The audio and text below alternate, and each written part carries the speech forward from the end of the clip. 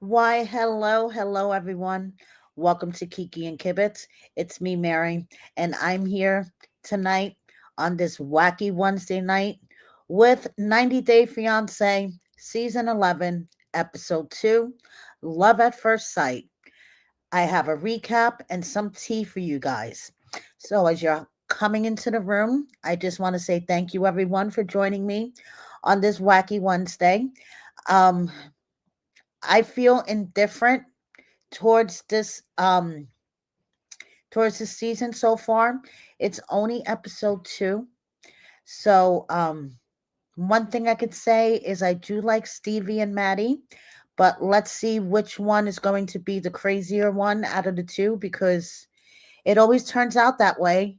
So I'm going to let you guys get in the room and then I'm going to hop into the recap. Hi, Rosanna. Hi, Papalian Purple. Hi, my one of my trusty moderators, Menopausal Queen. Hi, Venus. Hi, Sassy Cat. Hi, Natalie. Thank you, everybody, for joining me. Um, okay, if I was going to give this season a grade so far, I would give it a C. I just feel like blah towards it. Let me know in the comments, you guys, what grade would you give this season so far? Okay. Hi Chanel, thank you for joining me. So yeah, I think I'm getting burnt out on the 90 Day franchise. I'm just kind of like, this season's okay. Papalian, you agree with me? You would give it a C as well. Hi, Paula. Thank you for joining me. Hi, Maureen. Thank you for joining me. Hi, Sherry. Thank you for joining me. Yeah, I'm asking for you guys that are coming in late. If you were going to give this season so far a grade, what would you give it? I gave it a C because I'm indifferent. I'm really indifferent right now. So yeah, Venus, you'll give it a C as well. Yeah, I'm just like, ugh. So okay, let's get into this. Let's get into this. There's a lot of C's in here. Chanel agrees. Tammy B agrees. Natalie, yeah, a C. Yeah, I would totally give it a C. So Shane on you. I'm so happy you got the notification. I know the YouTube notifications are fucked up sometimes. So I'm so happy you got the notification. Thank you for joining me. And Vicky, we're being generous. What would you give it? If I'm being generous with a C, I bet you would give it an F, knowing you, girl. So let's hop right on into this. Okay. So, first off, we have Stevie, and she's going to the airport to pick up Maddie. Okay. And she is so nervous. But on top of her regular nerves, okay, before I get into this, Paler says a D minus, and Vicky says a D at best, probably an F. Yeah, Shaney says that a C makes me not want to watch it. That's funny. Well, then you just watch my recaps. That's all you need to do. So Stevie is driving over a bridge, and that's one of her quirks. She hates driving over bridges. She has this huge phobia of bridges, and to get to the airport in New Orleans, which is 2 hours away from her house in Mississippi, she has to drive over this huge bridge. Now, this is not her only quirk, okay? She doesn't wear pants in the house. And the one that concerns me the most is she has night terrors. She has extreme nightmares. And that 1 week her and Maddie spent together in Turkey, he got to see that in action. But living together full time may be, a totally different circumstance. Who knows if he could handle the night terrors? So as she's driving over the bridge, she's like the feeling of I want to puke. All this emotion is nothing compared to the sacrifice that Maddie is making coming to the US to be with me. And for once, we have an American who actually acknowledges and has compassion for their partner about what their partner is sacrificing. to come here to be with them. And in Maddie's case, it's he's never going to see his family and friends again. I mean, once he leaves, that's it. He's never coming back, because if he does try to go back to Iran, he's not getting back out, and he will probably be arrested. So, yeah, this is like the final thing for Maddie. And Stevie, thankfully, understands the sacrifice that he made for her. And she's like, listen, I'll put up with this phobia. I'll put up with this feeling that I want to puke driving over this bridge, because Maddie is making the ultimate sacrifice. And she said she carries a lot of guilt. She has cried herself to sleep many nights. So, that Maddie has a good life, and Maddie has a good life at home. He has a family support system. He has good friends. So he's going to be leaving a lot behind. And Stevie actually acknowledges all that, which I think is shows what kind of a person she is. So she made him a sign, and she's waiting there at the airport with her sign. She changed her shirt. Okay, she changed out of that sweatshirt into this pretty purple shirt, and she's standing there waiting for him. And she is so nervous, so overwhelmed. She doesn't know what direction he's going to be coming in. And suddenly he comes down the escalator. And of course, I love these airport scenes. Okay, looking back on the couples, I always like watching the airport scenes before their relationships implode. Okay, so this one was cute. She goes running to him. She drops the sign. They embrace. She's like, oh my God, I'm shaking. I can't even look at you. I'm shaking. So he introduces himself, and he says, I'm Maddie. I'm from Iran. And I like to say that I'm Persian, because it sounds, more friendly than saying that I'm from, that I'm Iranian. So he's like, okay. And he loved the sign. Listen, he loved the sign because she wrote his name with an M at the end. And when you put somebody's name with an M at the end, it means that you belong to that person. So he really loved that. He loved the gesture. I mean, he said when he was coming down the escalator and he saw Stevie standing there, he felt so good. He got this overwhelming feeling of family. That's my friend. That's my family. That's my wife. That's my lover. That's everything. Hey, what up, Linda? Thank you for joining me. Whatever, Linda. Thank you. So he he also starts feeling the emotions, guys. Okay, like almost immediately off the bat, he starts feeling the emotions about leaving his family behind, and the fact that 99.9% he's never going to see them again. So he starts getting, a little emotional at the airport when he's talking about it. And Stevie's like, are you okay? And he's like, yeah, I'm okay. So now we have their couple picture. I think they look adorable. Okay. And Stevie and Maddie are driving to the hotel, and they're driving through New Orleans. And, he's just looking out the window, and he's like, Hooters make you happy. I found that fucking hysterical. Then Maddie is, Stevie is talking about how she's looking forward to spending some quality time, if you guys know what I mean, with Maddie. So they get to the hotel. Maddie's like, oh, this is so cool. Hi, Juan. Thank you for joining me. And I'm glad you were able to make it. This is your first time in the chat. Thank you. So, so they get to the hotel. He's like, oh, I like this. It reminds me of home. It's kind of an old building. And then he, sees the American flag flying outside the window. And this is where, it gets interesting, because he is from Iran. Iran and the States, from as far back as I can remember, and you guys know I have, a few years on me. Um, Iran and the States have not had good relations. Okay.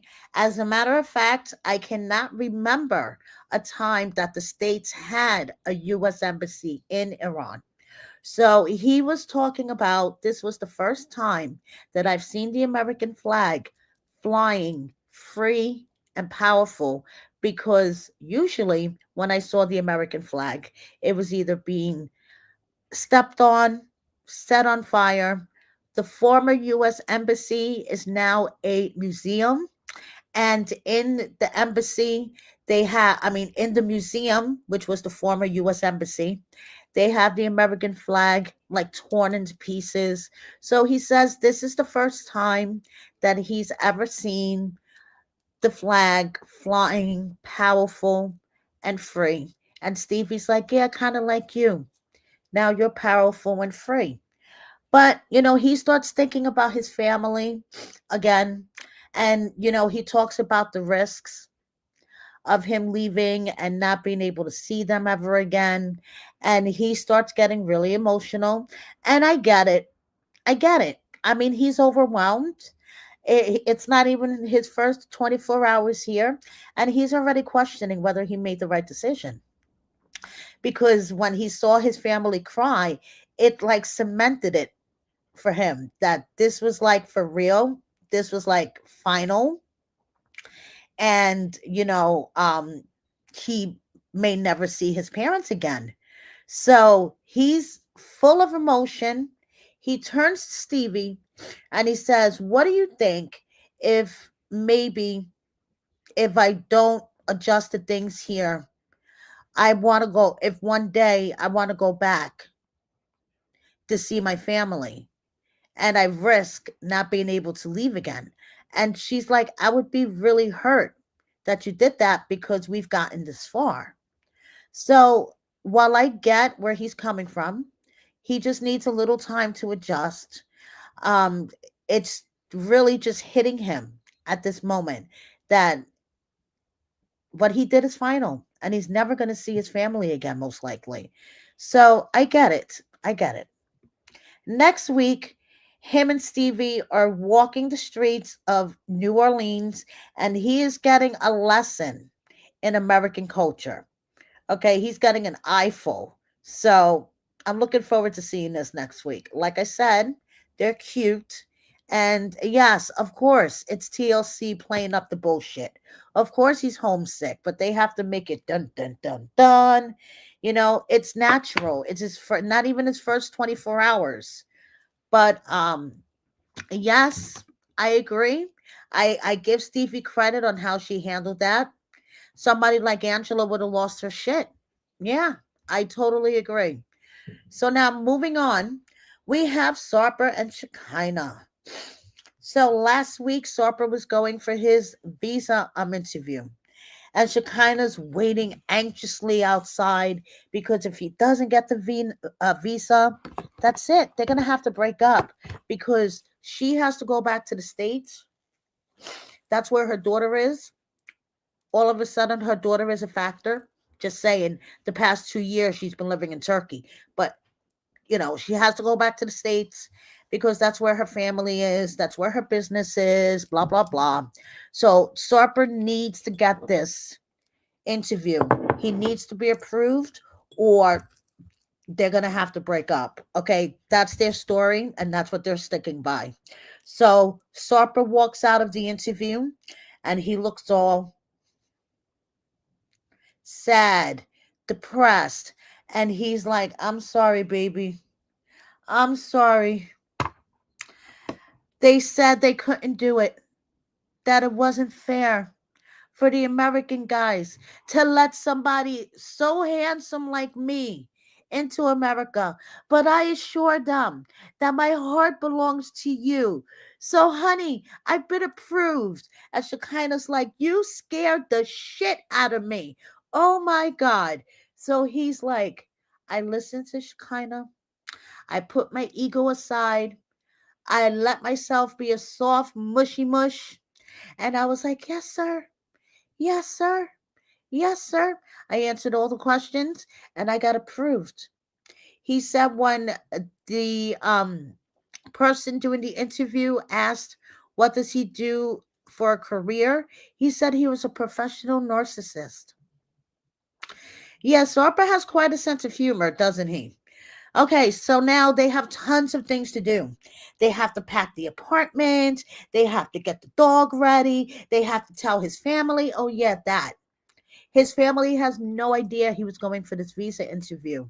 Now he's approved and they're fast tracking going to the States now. And yeah, he has to go and tell his parents. So we know Sarper has a really close relationship with his parents. In the Turkish culture, it is natural for the children to take care of their parents when they get older. Sarper is the only child, and he is worried about what his parents' reaction is going to be. Shekinah is worried that if his parents react really badly, that Sarper may not want to go to the States. I am worried that they look like band members out of the 1980s. What the fuck is Shekinah wearing? Why do they look like they belong in a fucking heavy metal band straight out of the 80s? But Shekinah wants him to smile. She's like, your emotions are all over your face. If your parents see you like that, they're going to know something's wrong. So smile, but not that fake smile. So they get there. Shekinah gives his parents the gifts that she bought, to kind of like soften the blow, I guess. And they start talking about, the city that they were there, the city that they went to. And then Sarper was like, all right, let's stop it with the small talk about the weather and all the small talk. I have major news. I was going there for the visa appointment. I told you guys I applied for the K1 visa, but I didn't tell you that I had an appointment. And my visa was approved. So his parents are like, they're shocked. Okay, so he's like, just think of it this way. Just think of me going on vacation for 3 months. Shekinah's like, I feel like the bad guy. I'm sitting there, I see faces dropped, and I just feel really, really bad. So that his dad is like, how about the wedding? We'll be able to come there for the wedding, right? And Sarper's like, no, you guys are not going to be able to come for the wedding. And he's like, this is what kills me. This is what, as a son, kills me. So he tells his parents, listen, if we didn't get approved, we would have broken up because honestly, neither one of us could do the long distance anymore. And I have to step out of my comfort zone. I have to step out of the box and go for it and at least try. Who knows? I may come back in 3 months, but we know that they got married because he's still in LA. But anyway, Sarper's parents are really upset. His mom's like, I'm going to miss him so much. I'm going to do nothing but cry. His dad his dad said it's going to be tough on all of us. Now, Sarper's cousin says, my uncle doesn't show his emotions, but let me tell you, I know that he's devastated. So, next week, we see Sarper saying goodbye to his parents, and him and Shekinah are getting on the plane to LA. So he's like, I hope she really appreciates what I'm doing, which I have a feeling this is going to be part of their storyline where he's going to say, Shekinah, you don't appreciate what I did for you, Shekinah. Shekinah. So, yeah. So, moving on, we got to meet a new couple this week, Greg from Long Island and Joan from Uganda. Greg is a bread maker. Yeah, basically he makes bread. He wants to have a bakery, but his ADHD or laziness, whatever you want to call it, kind of stops him from doing that. Joan, on the other hand, runs a nonprofit in Uganda. How do they meet? We'll get into that in a second. Greg has gone through a weight loss journey. He loves food. Italians love food, and he was no exception. And at one point, he was almost 400 pounds and couldn't tie his shoes.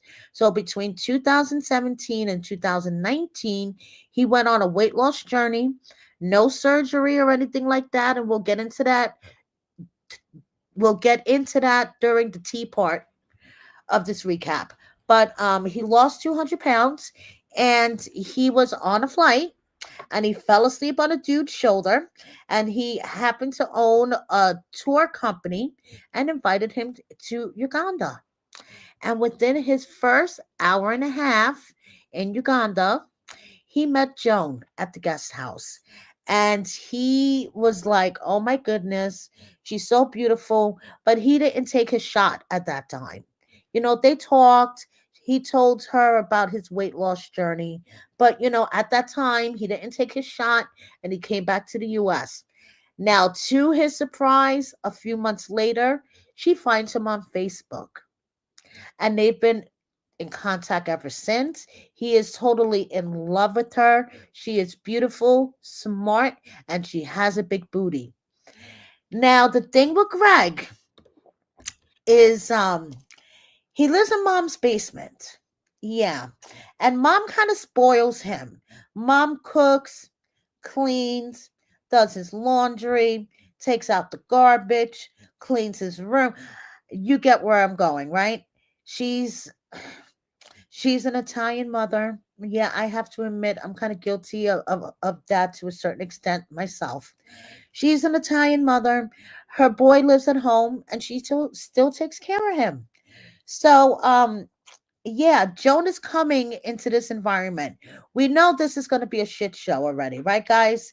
I mean, so here we have Greg with one of his best shirts, and he's going to his friend's house to help her with her dishwasher. That's another one of his side gigs, besides delivering bread with his bare hands. You know that this bread making business is home based. When you get your bread delivered and it's delivered, just like that. Here, take a loaf. Not even like some tissue paper or anything. So, okay. Um, he's a plumber on the side as well. And he's going to his friend. I think her name is Lauren. Was it Lauren? I think it was Lauren.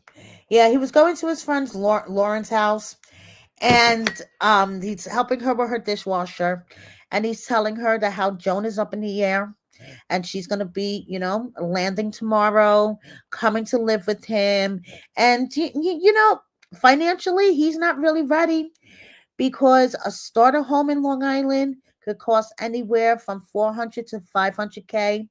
I could vouch for that. They're even more expensive. I think he's been on the moderate side. They could go for anywhere from 750 to a million, and this is just a basic starter home on Long Island.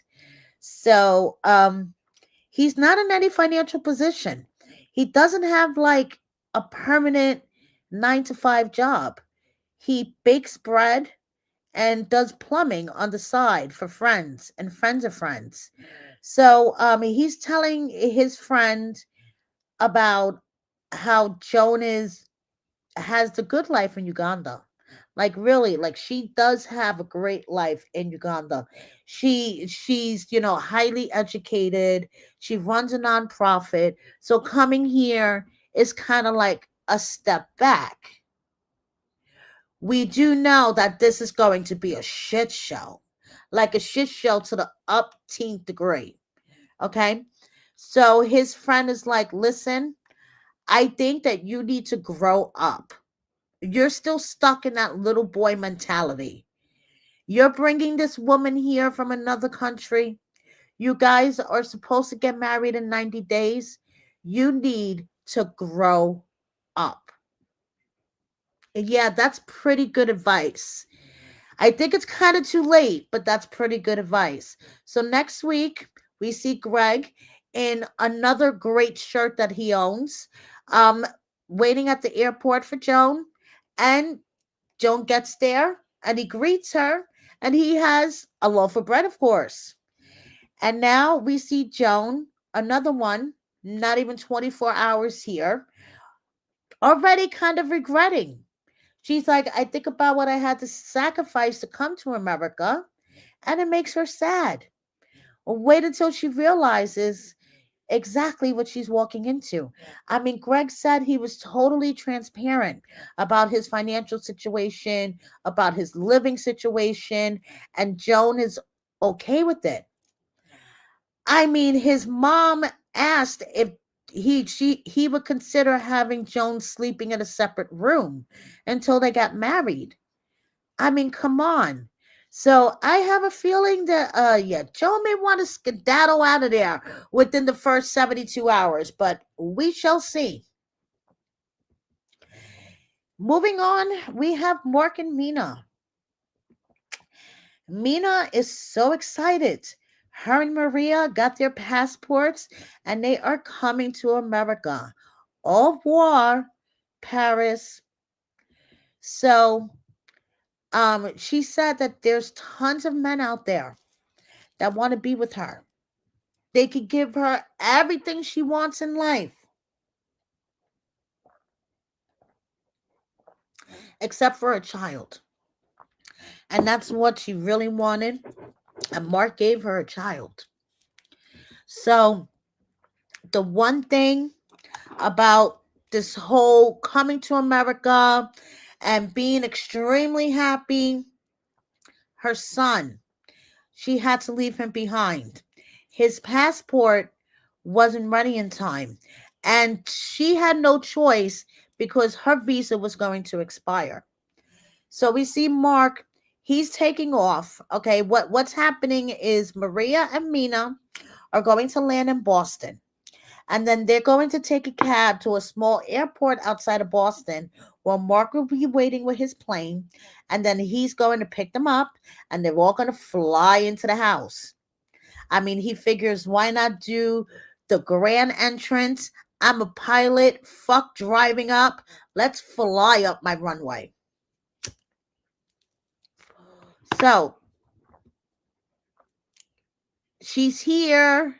She is in the USA. She's looking for the Statue of Liberty. But within the first 5 minutes in the cab, she starts getting sad because she realizes she lost her French culture. She's in America now, and she's sad because she doesn't have her son. And then she, talks about how it's not in her control. She's waiting for the passport to be, issued.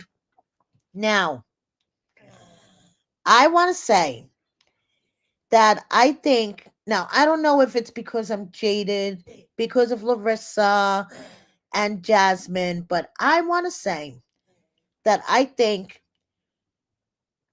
she didn't push so hard against her son's father to have the paperwork signed in time. I think her son's father, this is purely speculation. I just want to say this first, purely speculation. I believe that the son's father may not have signed whatever paperwork he needed to sign in time for the visa to be processed. I mean, the passport and the visa to be processed. So she said she had no choice but to leave him behind. She talks about this heartbreaking conversation that they had, that he was like, Mama, I hope you don't forget me. I hope you come back for me. And she's like, of course, I would never forget you. You're my son. I love you. He's like, are you sure that you don't prefer Maria over me? I'm like, oh my God. Like, I would not have been able to leave him behind having that conversation with him. I mean, that would have like fucking broke my heart. So she's like, I don't feel complete now because he's not with me. But once she saw Mark standing next to his plane with that big old goofy smile on his face, the baby goes running to him. They go in a big group hug. I'm telling you, I love these scenes when they reunite and they see each other for the first time at the airport. Except this one is, a unique airport scene, let's say. So they do the group hug. So now Mina's in the plane. Mina loves the plane. Mina thinks the plane is less sexy. Okay. So they land. She's like, bravo, pilot, bravo. So she loves the fact that he's a pilot. Okay. The whole pilot thing turns her on. She's like, hello, Mr. Pilot. You are so sexy in your uniform. I am your flight attendant, here for whatever you need, Mr. Pilot. Yeah, I could imagine what goes on in the bedroom. I don't want to imagine it, but yeah. Anyway, so then they get to the house. The plane may be less sexy, but the house, not so much. She says it's big and it's lonely. And maybe she's gonna have to start learning to take crochet or something. Because it's just big and lonely. And did I mention that it has pictures of his ex-wife? Yes, I understand they're family portraits that were in his son's room. But like Mina says, she turns around, she finds a family photo, and it's like it's taunting her, telling her you're in my house, and he should have took them down. And I know he said online, he's defending himself that the pictures were in his son's room. Yes, I get it, but does your son stay in that room often? No, I don't think so. He's an adult. Like you said yourself, this is your bachelor pad. You should have taken the pictures down. Give the pictures to your son so he could put them up in his apartment. Just saying. So Mina's like, wow, you went food shopping, you got soda and whatever in the fridge. This is like really, really like a bachelor pad. Okay. And she's like, I thought I would have to change a couple of things, but I didn't realize that I would like have to change everything. I mean, look at this closet. Where am I going to put my clothes? This closet is just big enough for my shoes, Mark. I mean, come on. So she's like, vintage bathroom, vintage everything. So she's like, I didn't think I would have to change everything in this place, but a woman got to do what a woman got to do. But her problem is she doesn't like New Hampshire. Okay. She thinks New Hampshire is like an old state. The town that they live in is a bunch of old people. There's no children for Maria to play with. So she wants to move. She doesn't want to stay there at all. And he's like, okay, but you have to give it a chance. At least 6 months. And she's like, maybe 6 months. And he's like, no, I mean 6 months and then we consider moving. Like, you have to give it a try. And she's like, if I had a chance, I would leave tomorrow and I would have no regrets. I don't like this town.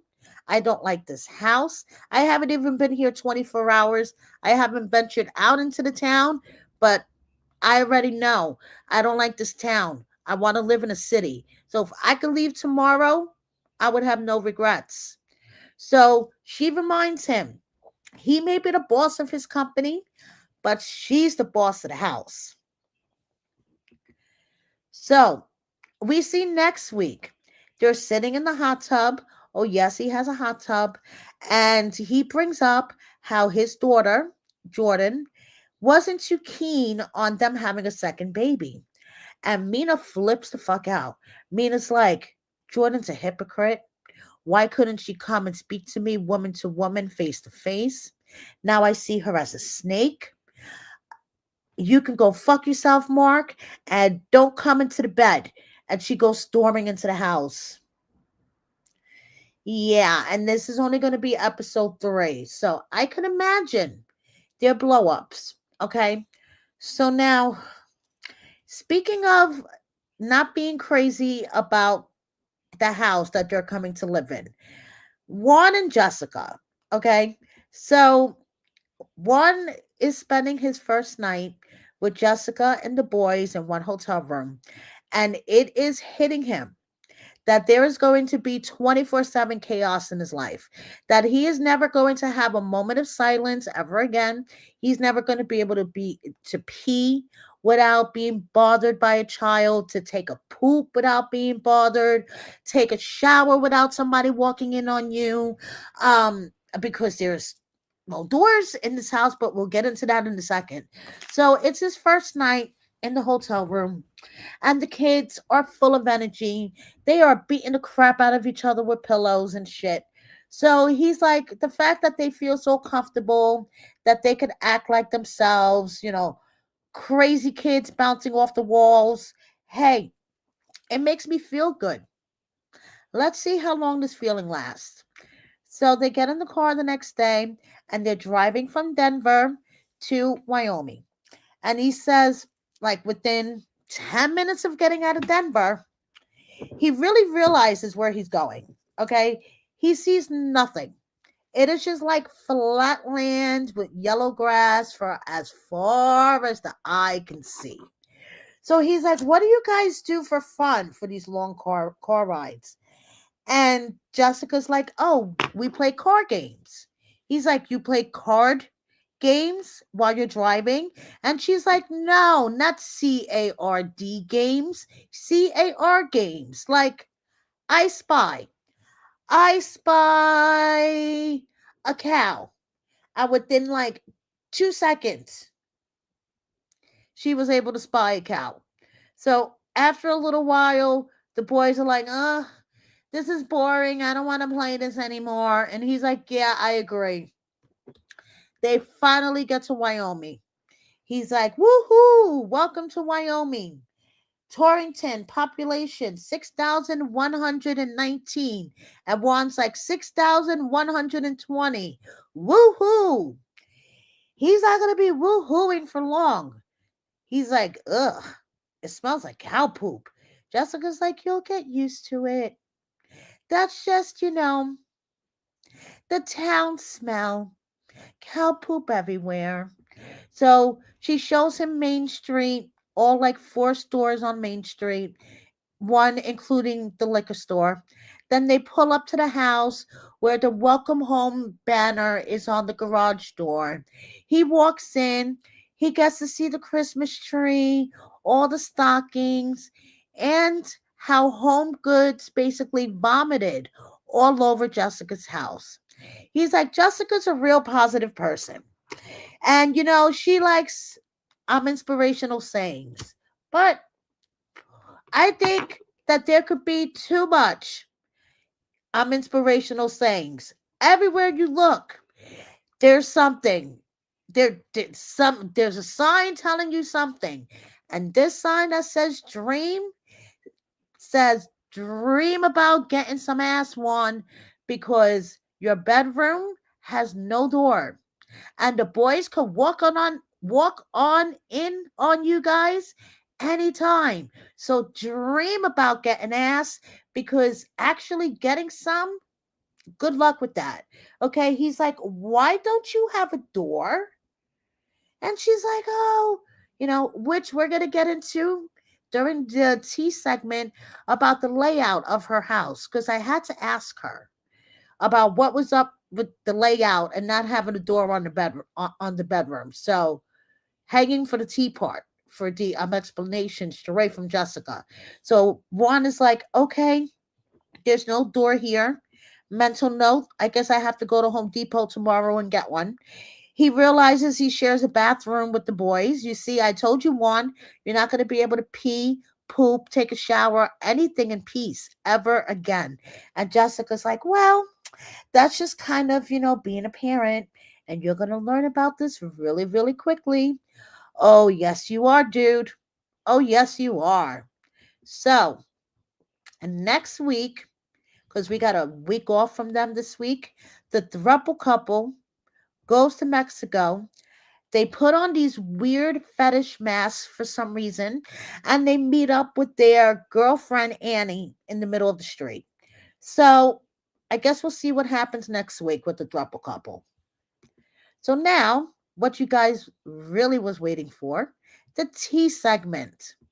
So first of all, there has been a lot of debate over the past week or so about how Stevie pronounces Maddie's name. And I think it's ridiculous. But someone asked, why does Stevie pronounce your name like that? And Maddie posted this to his story, said, I just wanted to make their life, also mine, easier. It's hard for some Americans to pronounce the H in the middle of my name, so I was the one who asked them to call me this. But then he also points out how Americans could say mahogany and Bahamas, okay, but they can't pronounce the H in his name. Good point. Now, that scene where Stevie was holding her sign, waiting for Maddie, to come off the escalator, she has had training all her life for this. She was a Chuck E. Cheese rat. She was Remy the rat when she was a teenager. And her manager found her, DM'd her, and said, I'm proud of you, kid. You are the best Chuck E. Cheese employee ever. So, Maddie is missing his Persian food big time. He says Persian food doesn't just feed the stomach, it feeds the soul. Missing Persian food so much, I might start reciting poetry about it. Maybe you should, Maddie. And Stevie says fatigue isn't just about being tired, it's about navigating the spaces in between wakefulness and rest. So moving on, we have Sarper and Shekinah dressed like a heavy metal band members in the 80s. And Sarper actually got a good reception at his boot camp. He's starting to grow on me, I have to admit. Okay, guys. His jokes are sort of funny. He gives comic relief to a dry show so far, to be honest. So like I was telling you guys before, Greg went on a huge weight loss journey. He said, life had its ups and downs, but I know one thing that's going down for sure, my weight. I know I made the Facebook post. I should probably just link the two so I could save you beautiful people. I really mean that from reading it again. Haha. Seriously, though, seeing the comments, the likes, it's inspiring. But overall, I'm just an average person. Most of you know me personally. So if you're struggling with anything, it doesn't have to be weight loss, anything. A positive attitude can really change things around for you and your entire life. People ask me all the time, what's your secret? There is no secret. I tell them consistency and persistency, and you have to be consistently persistent. Things don't happen overnight, and if you want real success, you have to work towards it. I didn't lose this weight with surgeries or any medical procedures. I'm not bashing or trashing that method. This is just what I did. I changed my diet and I stuck with it, and it was very simple. And he tags New Jersey diet fat loss. And it is a total transformation. So, like I said, he met Joan because he happened to fall asleep on the shoulder of a gentleman on a 6-hour flight. And it turns out that he was a tour guide in Uganda and he invited him to Uganda. And not only is Joan going to have to deal with Greg's mom and the whole living in the basement situation, but Greg posted to his stories today chickens in a backyard that I'm assuming is his backyard, and hens, and it's just like really, really loud back there. And if I was Joan, I would like literally shoot myself in the head if I was living in my husband's basement. My mom is up, my mother-in-law's upstairs. She could probably hear me having sex, and I have to wake up in the morning to chickens in the backyard. shit. So, like I said, Joan is the director of her own nonprofit in Uganda, and it is called the Nagiho Hope for Girls Foundation. And the mission is basically is a nonprofit girl-centered organization with aims to mentor, encourage, and empower young females, hence development, self-esteem, self-awareness, self-defense, make right decision making, and development abilities. So I really wish them the best of luck, but we all know that it's going to be a fucking shit show. And we know that Mina and Mark is going to be a shit show as well.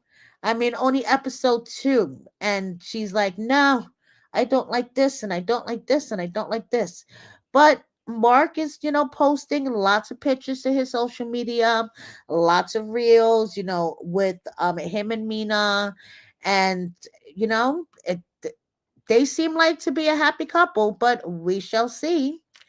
And we have a throwback picture of Juan, and Juan, with his son. And all I have to say is this dude is probably going to be screaming for silence, screaming for privacy halfway through the season. So, like I said, it's really, really early, but I could kind of foresee what the fuck is going to happen. And he is going to be like, ugh. So, like I said, I asked Jessica what was up with her house layout. Okay. And this is what she said. LOL, I plan on making a video, hopefully today, doing a house tour. And as soon as she does that, I'll share it with you guys. But there are 2 bedrooms upstairs. One is Dayton's and one is a playroom gaming room, but also missing doors as my ex-husband had them removed for a client that lived in a wheelchair, had that space, so they were opened up, so can't just put doors back on, or would have to do construction, or probably will get a barn door for Dayton's room. Then the basement has a bedroom, which is Dawson's room, and I converted the downstairs den area into a really large bedroom, which has worked fine for our family. As soon as she shares that house tour video, I will share it with you guys because I'm still confused as to the layout of her house. But here's her explanation. Thanks, Jessica, for that, by the way. I really appreciate it. And I'm not being sarcastic. Like, really, thank you, Jessica, for taking the time to answer my message if you happen to be watching. So, that's basically it, you guys. And I just want to say, speaking of being sarcastic, I don't even have a sense of humor anymore. It's literally just sarcasm and a general hate for the majority of the general population, but definitely not my subscribers and followers. I love all you guys. I see all your comments. Thank you so much for your support. Thank you, everybody that showed up in the live chat.